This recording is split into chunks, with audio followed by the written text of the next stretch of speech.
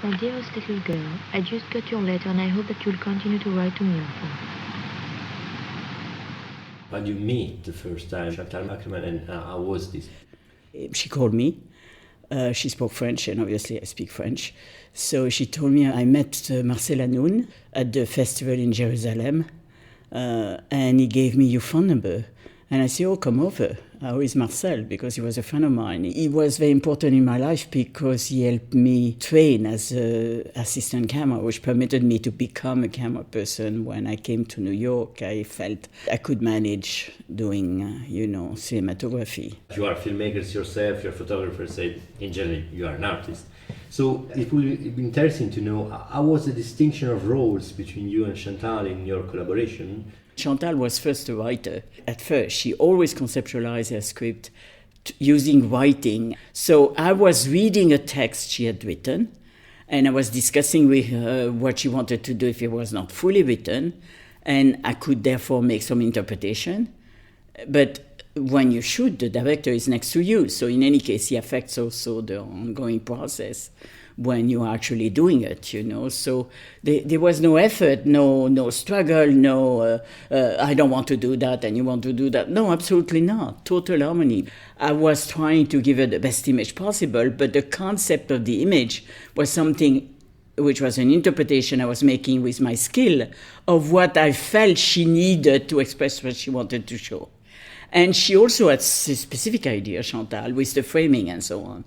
So the improvisation was not total. There was guideline, which were guideline given by her. So definitely, it's not that it was a free-for-all.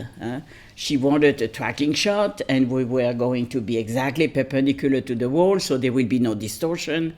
And the tracking shot often, because the tracking was done by a car. So I had the shot, which was at the red light. I could not control that ending, depending if we were the first car at the red light or the last, or there was a car before, which we would not stumble upon, Chantal at the editing could decide not to keep that or to keep it. There was definitely choices, enormous choices she made when she edited the film in France. And I was not part of that process. I saw the film when it was finished. I only ask you to write as often as possible. That's all that matters to us. Keep in touch because you are so far from us and I miss you. As a cinematographer, you feel you're going to succeed if you can give a language which is specific to the script, to the intention of the filmmaker. I came of an age at the beginning of the new wave, and I started to be interested in film, not so much because I was interested in the film of the new wave, but at the same time, I was more interested in older cinema, like cinema from the silent era, and American film, but also Soviet film. I was also very interested in Japanese film, or film which were not just French film, actually. And all of that was available in the area where I lived. Something about the 70s and the 70s in New York. So, because I think it was quite strong aspect to be there in this moment. Yes, there was indeed a moment where it was initiated basically with the Nine Evening, Rauschenberg wanting to friend with Billy Clover and friend with Pontus Wilten, which was the first director of Saint-Georges Pompidou, which really established a break between art production, traditional visual art, painting, and object making, and performance, event which are transient, which exist only once. That was really the key element. So I'm not sure Chantal was not connected with that world. This is my world, but it's not hers. But because I arrived a year before, and I arrived with a total simple intention to meet Michael Snow to see Wavelength, and to meet as many and to see as many experimental films I could.